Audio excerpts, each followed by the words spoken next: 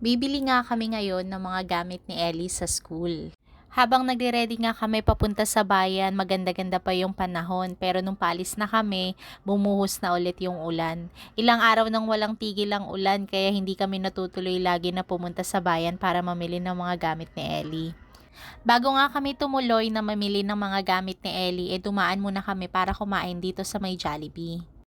Balak nga namin ni Aaron na pakainin na muna si Ellie para mamaya habang namimili kami, hindi siya biglang magsasabi na nagugutom na siya.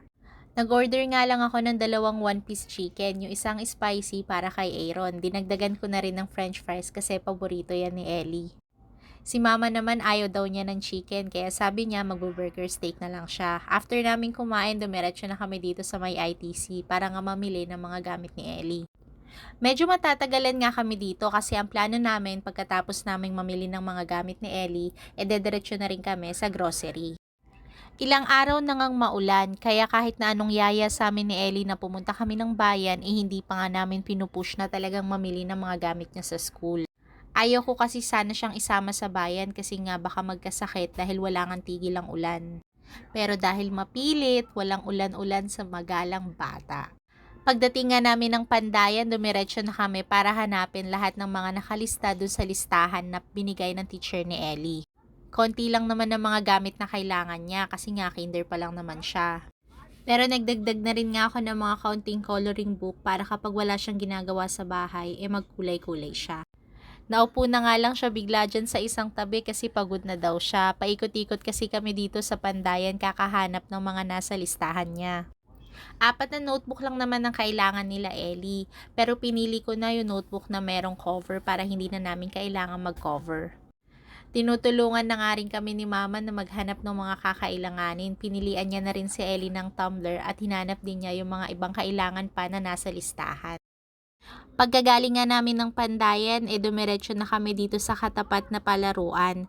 Kanina pa kasi nagyayaya si Ellie na gusto daw niyang sumakay. Tuwing nga pumupunta kami dito sa ITC, hindi pwedeng hindi kami tadaan dito sa kotse-kotse na to. Tuwang-tuwa si Ellie.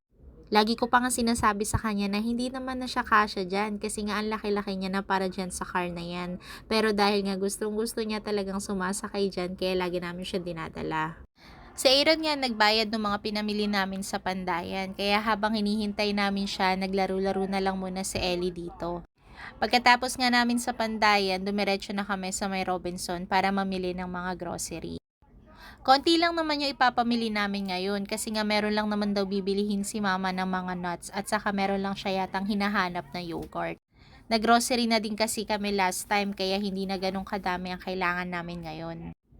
Pero namili pa rin kami ng kaunting mga merienda ni Ellie. Masyado kasi siyang gutumin nitong mga nakaraang araw at gusto niya kain ng kain. Kaya lagi kami namimili ng madaming stocks dahil nga maulan at mahirap lumabas. Tinatanong ko pa nga si Aaron kung ano ang gusto niya. Tinatanong din naman niya ako kung anong gusto ko. Pero ang ending lahat halos ng pinamili namin ipagkain lang naman ni Ellie. Sa labas nga ng Robinson meron itong bagong sakayan na naman. Mga dinosaurs nga to at kung ano-ano pa, pero this time mas malaki na to kaysa dun sa taas at mas mabilis. Tinuturuan pa nga ni Aaron sa Ellie kung paano gamitin ito kasi meron nga itong reverse kaya tinuturo niya kung paano, pero ang anak ko grabe kaskasero mag-drive. Wala ngang ginawa si Aaron kung hindi habulin ng habulin si Ellie. Gusto kasi lagi ni Ellie mabilis yung takbo ng dinosaur niya, kaya walang ginawa si Aaron kundi habulin. Natatakot kasi siya na baka makabangga si Ellie or bumangga siya dyan sa may salamin.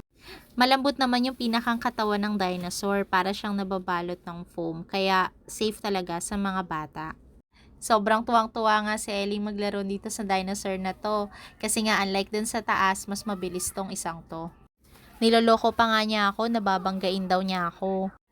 Kaya panay din ang takbo ko tuwing palapit na siya sa akin. Medyo nagtagal na nga rin kaming tumambay dito sa area na to kasi pinapatigil pa namin yung ulan sa labas.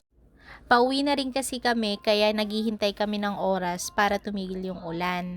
Dumaan nga din muna ako sa may Watson kasi may kailangan akong bilihin. Tapos dumaan kami dito sa may shawarma shack para bilihin yung binili ni kuya kasi gusto daw niyang kumain ng shawarma.